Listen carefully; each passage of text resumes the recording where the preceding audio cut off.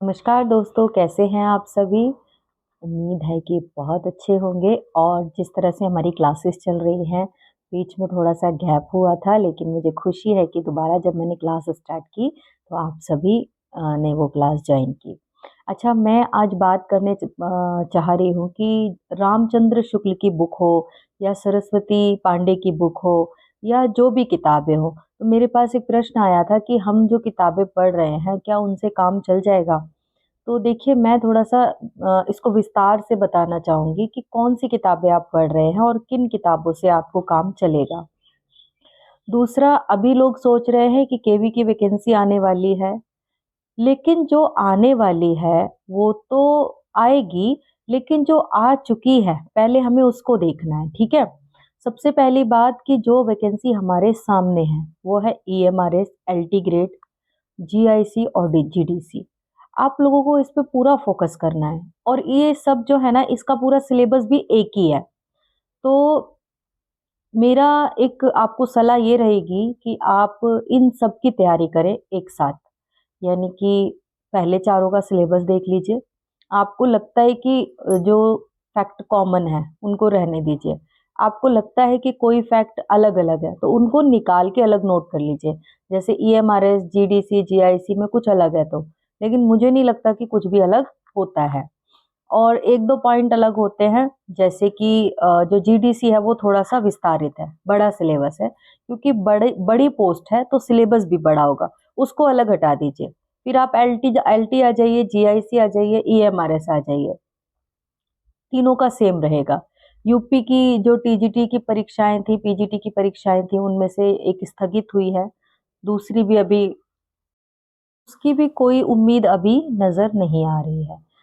तो कुल मिला के आपके जितने भी एग्ज़ाम्स हैं, उसमें हिंदी साहित्य अच्छे से तैयार कर लीजिए, फर्स्ट पेपर अच्छे से तैयार कर लीजिए और कोशिश कीजिए कि केवी की यदि आप तैयारी कर रहे हैं, तो उसको थोड़ा-सा 2 घंटे साथ में 1 घंटा निकालिए, साथ में आप कर सकते हैं, अदरवाइज़ थोड़ा-सा रिलैक्स भी दे सकते हैं, लेकिन रिलैक्स देने से, गैप करने से ये होता है कि जो आपकी तैयारी होती है ना, वो थोड़ी-सी स्थिर हो जाती है, रुक जाती है। इसलिए रोकिए मत, कहीं से भी थोड़ा-सा समय निकाल कर उसको कंटिन्यू करते रहिए। जो लोग केवी की तैयारी कर रहे हैं वो, और जो नहीं कर रहे हैं उन वो मैं मतलब ये जो मैं बता रही हूँ आपको चारों एग्ज़ाम्स, इनका सेम सिलेबस है। आप इनको सेम तरीके से मतलब एक तरीके से तैयार करेंगे तो चारों में आप काम कर सकते हैं, ठीक है? मैं ये बताना चाहती हूँ।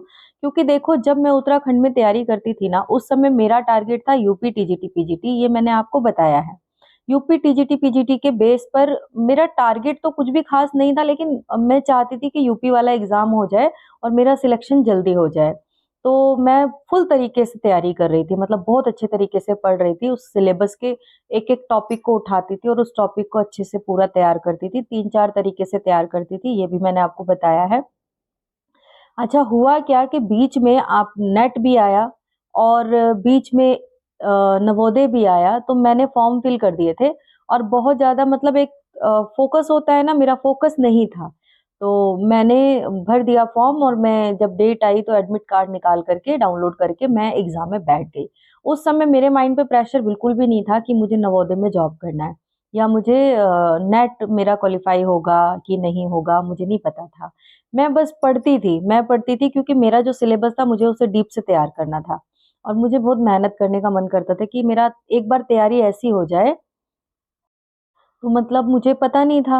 अब मैंने क्या किया ना, मेरी तैयारी जो चल रही थी तो मैं नवोदय भी दे दिया और नेट में भी मैं बैठी, तो मैं इसलिए आप लोगों से कहती हूँ, डरिए मत। आप डरते हैं ना, इंटरव्यू से डरते हैं, आप रिटर्न से डरते हैं। कितने बच्चे हैं मुझे लिखिए कि मैम हमें इंटरव्यू से डर लगता है, हमें रिटर्न कैसे करेंगे? कुछ भी मत सोचिए कि हम कैसे करेंगे, हम क्या कर रहे हैं उस पे फोकस रखिए। आप क्या कर रहे हैं इस समय? आप पढ़ाई कर रहे हैं ना? आपका टारगेट क्या है? एक टॉपिक। आपका टारगेट एक टॉपिक है, आपका वो टारगेट इस समय कंप्लीट होना चाहिए। फ्यूचर के लिए अभी से डर के उस टारगेट को कमजोर मत बनाइए, ठीक है? ये फैक्ट है, हम इंसान हैं और सबको ये फील होता है कि कैसे होगा, कैसे करेंगे। मुझे भी होता था और बहुत ज़्यादा कभी-कभी बीपी लो भी हो जाता था सोचते-सोचते कि क्या मैं कर पाऊँगी, हो पाएगा या नहीं हो पाएगा। तब मैंने एक चीज़ जानी, आप अपने सिलेबस पे फ़ोकस करो। अपने सिलेबस को पूरा पढ़ लो। रामचंद्र शुक्ल पढ़ लो, सरस्वती पांडे को डीप से पढ़ो। इतने सारे क्वेश्चंस लगाओ कि आपके हाथ में सारे क्वेश्चंस आ जाएँ। और जो नेट की तैयारी कर रहे हैं, हायर की तैयारी कर रहे हैं, जो छोटी तैयारियां कर रहे हैं, वो भी जान लें कि अब एग्जाम जो है वो छोटे लेवल पे नहीं आता है।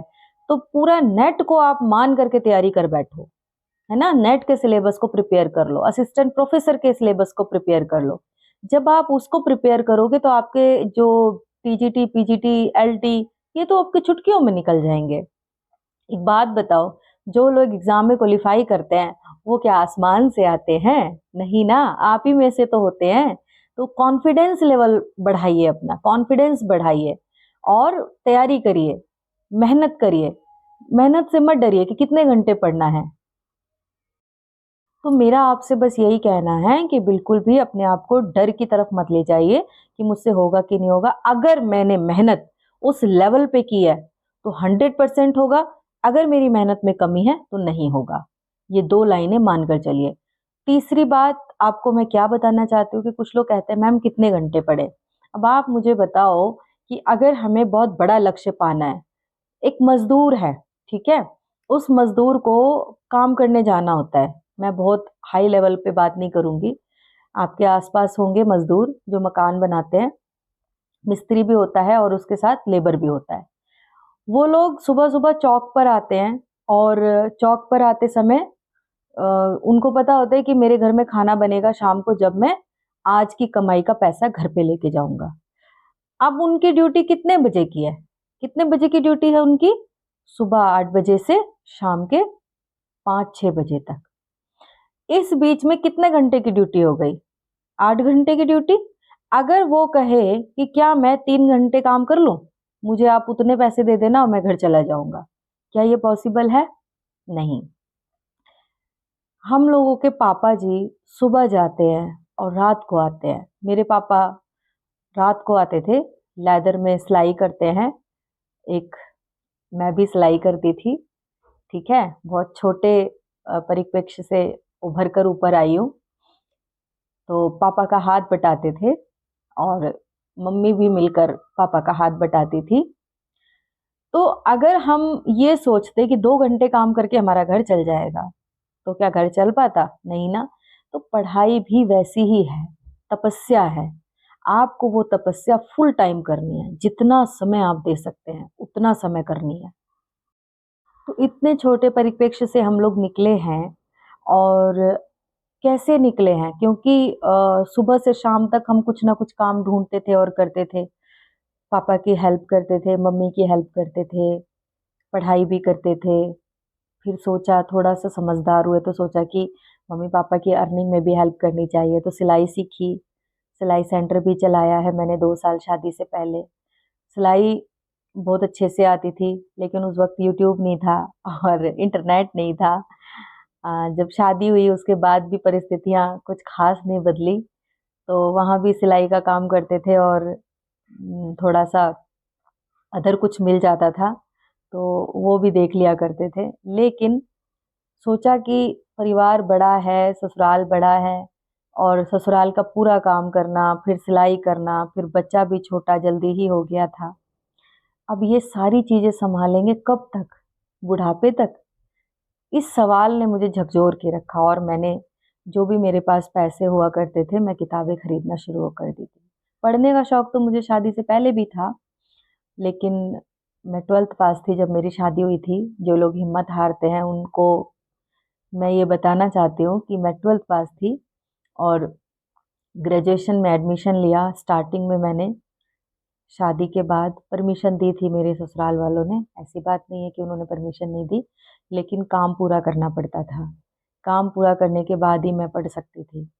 तो चलो मेरे लिए इतना ही बहुत था कि उन्होंने परमिशन दे दी, एडमिशन हो गया और बाकी चीज़ें हो गई। बाकी इंतज़ाम तो मुझे खुद ही लगाना पड़ता था, कहाँ से लाना है, क्या करना है। तो सिलाई भी कर लिया करती थी, सहारा मिला पड़ोसियों का और इस तरीके से आदत बन गई है। तो आज भी अपने पैरों पे खड़ी हूँ। तो मैंने बस इतना ही सोचा था, अगर अपनी परिस्थितियों को बदलना है और अपने आप को एक अच्छे रूप में ढालना है, तो किताबें ही एकमात्र सहारा है। तो बस पढ़ना शुरू किया था, पढ़ते रहे, पढ़ते रहे, पढ़ते रहे, और आप लोग पूछते हैं ना कि कितने साल की मेहनत है, बहुत साल पुरानी मेहनत है, जिसमें फर्स्ट पेपर की तैयारी मैंने की थी, जो कि मैंने पीसीएस के एग्ज़ाम्स भरे थे, ब्लॉक एजुकेशन ऑफ़िसर होता है, खंड शिक्षा अधिकारी, इसके फॉर्म भरे थे, तो उसके उस पर आधारित जो फर्स्ट पेपर होता है ना, उसको बहुत अच्छे से तैयार किया था। तो इसलिए मेरा फर्स्ट पेपर थोड़ा अच्छे से तैयार हो गया था। फिर उसके बाद मुझे लगा कि मुझे हिंदी की तरफ जाना है। फिर मैंने धीरे-धीरे हिंदी को तैयार किया। अब जब पढ़ते रहते हैं तो पता चल जाता है कि हमें क्या-क्या पढ़ना है और कितना पढ़ना है। बाद में सारी किताबें अरेंज करने पर उनको भी तैयार किया। तो हिंदी हिंदी के लिए भी कम से कम मैंने 2 साल दिया है हिंदी को तैयार करने में। 2 साल दिया। शुरुआत में कम समझ में ऐसे लगता था पता नहीं कर पाएँगे, नहीं कर पाएँगे, लेकिन आज की डेट में काफ़ी अच्छे से तैयार हो चुका है। तो अब हायर की तैयारी कर रहे हैं आपके साथ मिल कर के। तो हिम्मत नहीं हारनी है। देखो, कठिन परिस्थितियाँ बहुत ज़्यादा होती हैं।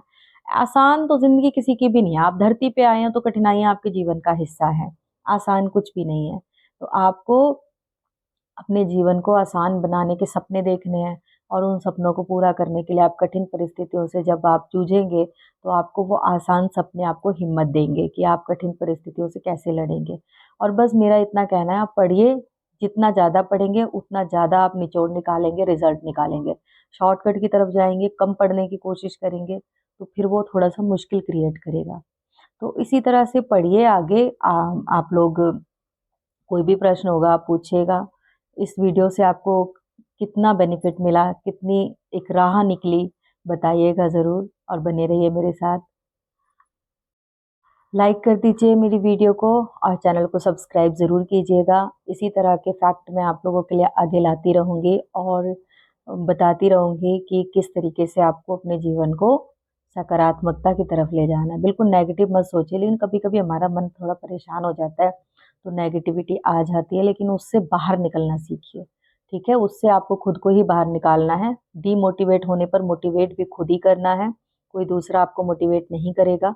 हाँ, मैं मानती हूँ कि मेरे वीडियोज़ हैं आपको मोटिवेट करने के लिए।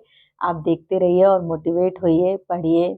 जिस दिन आप सक्सेस हो जाओगे, उस दिन आप अपने अंदर बदलाव देखना, और फिर मुझसे ज़रूर मिलना, और ज़रूर कहना कि मैम, वाक़ई बदलाव आता है।